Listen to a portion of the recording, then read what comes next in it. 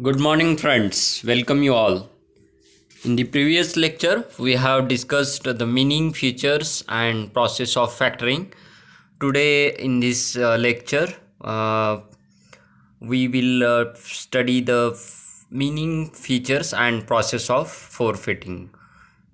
So, yesterday, as I discussed, finance is a crucial part for any business to be successful. The traditional method to finance the businesses are like bank loan and equity finance.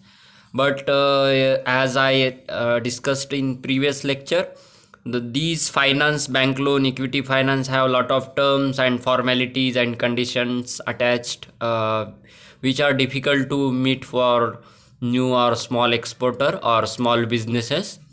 For instance, new firms may find it difficult to raise bank loans. So, the factoring and forfeiting is a simple way to get finance for short term and for particularly for trade. So, these two methods, factoring and forfeiting, designed to finance trade, basically. Both provide immediate cash to the exporter or seller that virtually wipes out for the exporter the credit period extended to the importer. So here the two benefits are there. For exporter, immediate cash get from forfeiter, and for importer the period for payment get extended. In case of seller, same thing happens. Seller get immediate cash through factoring services, and the buyer get the time period extended for payment of that particular goods. The exporter receives immediate reimbursement of the receivables less the discount due to the factoring or forfeiting agency. So exporter or seller get immediate cash of selling goods or exporting goods, deducting that particular charges of factoring and forfeiting services. So let us discuss what is actual factoring. What is forfeiting? Yesterday we have discussed factoring services. Uh, Forfeiting service is like a factoring service, but it is applied into international market. So in forfeiting, exporters sell their medium and long term account receivables at a discount and obtain cash from the forfeiter on the non recourse basis. Non recourse basis means if exporter sells the receivables documents of exporting goods to the forfeiter. Forfeiter means bank. Then if importer do not pay that particular amount on due date to bank or forfeiter, then the bank takes whole risk. That is, it is non-recourse basis, means the exporter is not responsible for non-payment of or default of importer. So that is non-recourse basis. So factoring and forfeiting are recourse basis and non-recourse basis. Recourse basis means if importer default or buyer default and do not pay the particular amount on due date, then the exporter or seller have to take the whole risk and not by the bank in case of recourse basis. And in case of non-recourse basis, bank or forfeiter takes whole risk. In forfeiting, there is no risk for exporter of importer becoming insolvent, as there is 100% finance of contract value. So there is no risk for exporter in case of non-recourse basis, and there is 100% finance of contract value. 100% finance is given to the exporter or to the seller. Forfeiting is generally evidenced by a legally enforceable and transferable payment obligation, such as other negotiable instruments like bills of exchange, promissory notes, and letter of credit. Means it is a contract which is legally enforceable. If importer default or importer do not pay to the forfeiter, then legal action can be taken, as we have studied that negotiable instrument, these documents are legally enforceable in the court. So like that, forfeiting is also legally enforceable.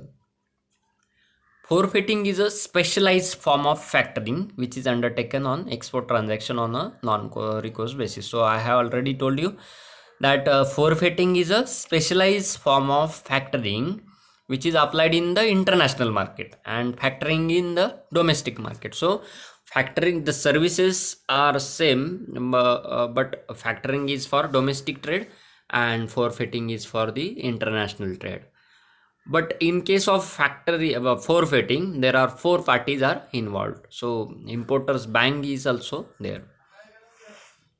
So let us discuss the formal definition of forfeiting. Forfeiting is derived from a French word forfeit, which means to surrender of rights. The purchasing of an exporter's receivables at a discount by paying cash. So it is a formal forfeiting word uh, derived from French word, means to surrender of rights. So exporter surrenders its total payments right to the forfeiter, and forfeiter gives uh, cash to exporter, and later on it the importer pays that particular amount to the forfeiter. The forfeiter, the purchaser of the receivables, becomes the entity to whom the importer is obliged to pay its debt. So, importer is obliged to pay its debts later on to forfeiter, and exporter sells all his receivables from importer to the forfeiter. So, forfeiter become a middleman between importer and exporter. There are unlike factoring services, here the four parties are involved in forfeiting contract. I have made mistake here. I have written here factoring contract, but here is forfeiting. There are four parties involved in a forfeiting contract. First is debtor, that is importer of good, one who has imported goods and services on credit and has to pay for same once the credit period gets over to the forfeiter. So importer who imported goods and services on the credit and going to pay the same amount after credit period gets over. The client, that is exporter of goods, who has supplied goods or services to the customer on credit terms. So exporter who supplied goods and services on the credit period or credit terms to the importer. Then forfeiter, that is financer, who purchased the account receivables from the client exporter of goods and collect the money from debtor of his clients. Means uh, uh, immediately after the trade happens, importer sends all documents to exporter take that particular documents of goods and services supplied and surrender it to the or sell it to the forfeiter. Then forfeiter gives the cash on non-recourse basis to the exporter, and later on that is debtor or importer of goods. Later on when credit period gets over, it pay to the forfeiter. Then domestic bank is also involved uh, to give the guarantee in case of importer. So there is a bank who in the importer's country, so which gives the guarantee about importer.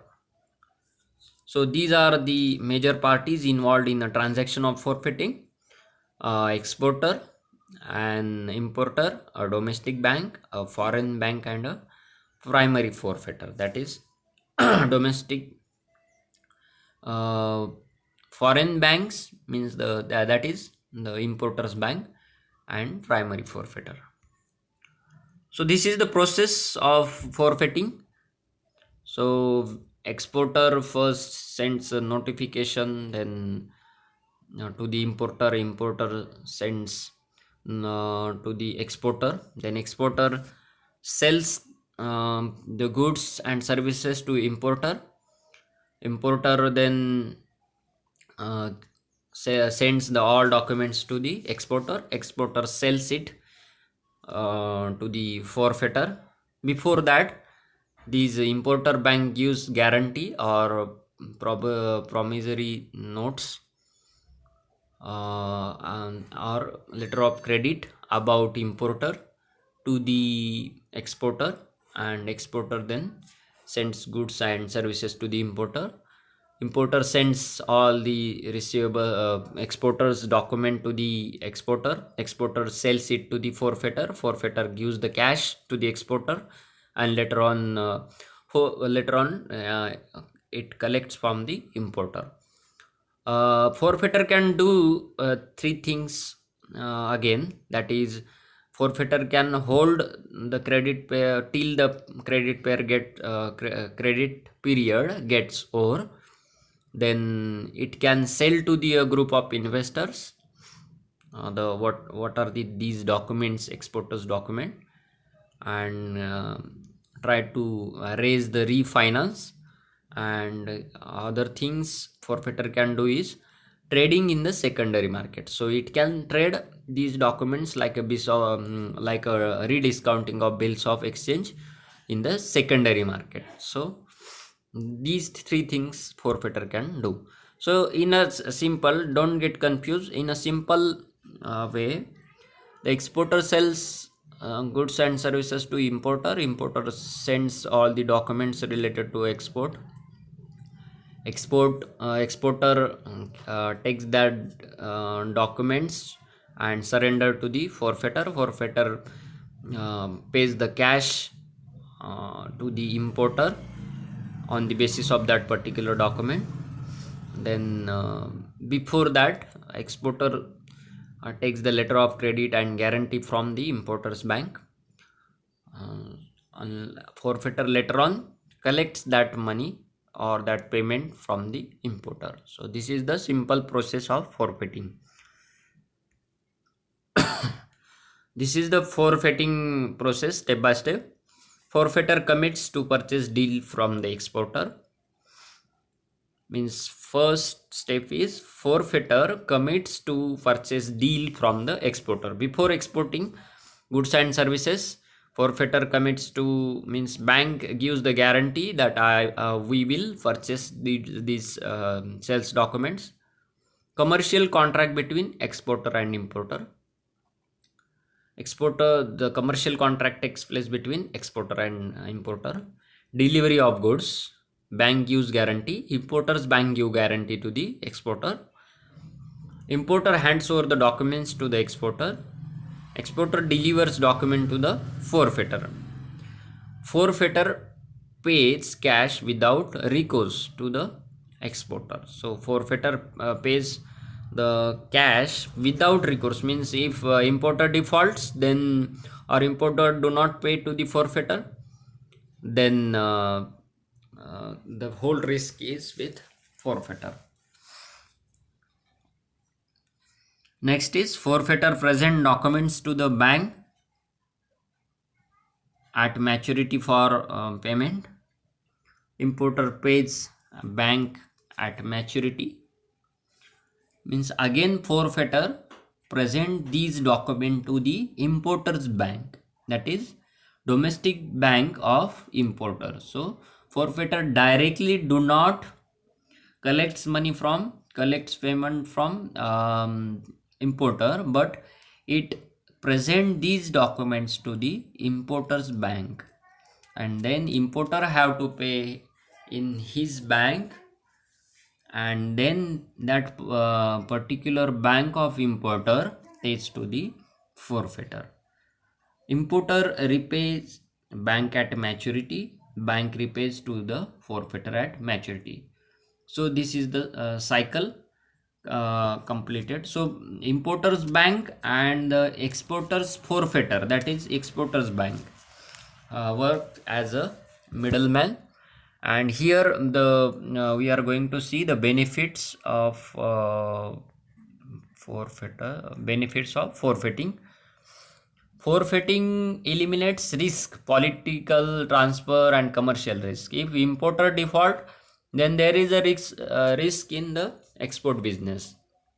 But forfeiter eliminate risk, that is political risk, means if that particular something political things happen and exporter do not get the payment, then commercial risk is there. So forfeiter and the importers banks are middlemen, so there is the elimination of risks. Improves cash flow by providing ready liquidity against transactional documents. So exporter gets ready cash even if importers do not pay till the period over. So exporter get ready cash. Forfeiting allows you to discount long-term debts too. Forfeiting allows that exporter to discount long-term debt also. Enhances competitive advantage. So exporter needs the finance, or trade needs finance, so it enhances the competitiveness in the market. Then increases speed and simplicity of transactions. So trade is very important and transactions are very important from the viewpoint of economics. So if trade happens, the economic activity happens, and employment also increases, production increases. So increases forfeiture, the role of forfeiting in the economic development, that is we say sometimes trade is the engine of growth. So it increases speed and simplicity of transactions. So let us discuss now. I hope you got something at least. If you have any queries, question, then please let me know. Features of forfeiting. Forfeiter converts deferred payment export into cash transaction, providing liquidity and cash flow to exporter. So the deferred payment means the due payment, which is the importer have to pay to the exporter, converts into cash because of forfeiture. So bank pays like a bills discounting, the forfeiture. But there is a difference between bills of exchange and factoring and forfeiting. Later on we are going to discuss the difference between bills of exchange and factoring and forfeiting services. So the due payment, deferred payment converts into cash transactions, and exporter gets liquidity or ready cash even if importer do not pay. Absolves exporter from cross-border political or conversion risk associated with export receivables. So there is a risk involved in export business. So the risk is eliminated because of importer's bank guarantee and forfeiture. So the exporter is not whole, only one responsible person for default payment from the importer. Finance available up to 100% without recourse. So finance on the basis of that particular document is 100% without recourse. Act as a additional source of funding and hence does not have impact on exporters borrowing limit. It does not reflect as debt in exporters balance sheet. So it is a additional source for trade exporter. It does not impact the exporter's borrowing limit. So if it is not shown in the balance sheet of exporter, so it is not a debt type. So other loans are reflect in the debts, debt reflect in the balance sheet of exporter, but this type of finance is not mentioned in the balance sheet, so it does not affect exporters borrowing limit from that particular bank. So forfeiting is different and bank loan is different. So bank loan, if exporter take the loan, then it affects balance sheet of exporter, and again it affect the borrowing limit of exporter.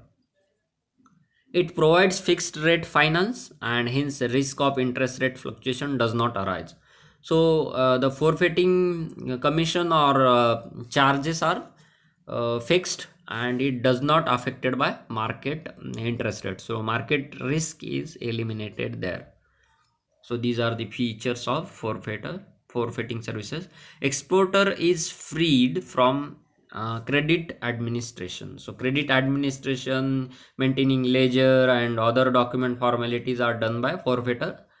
So exporter is freed from credit administration. Exporter can focus more on his business, not for the administrative things. It provides long-term credit. Unlike other form of bank credit, it also provide long-term credit, saves on cost as ACGS cover is eliminated. So the it saves lot of cost regarding the credit administration and all other things. Simple documentation, as finance is available against bills. Documentation, there is not very much has a difficult formality of documentation, but it is a simple documentation. It is the bill against, it is the payment against bill, so it is very simple. Forfeit financer is responsible for each of the exporters trade. So forfeiter take the responsibility of uh, all the trade done by exporters. So there is not risk of default in payment by importer.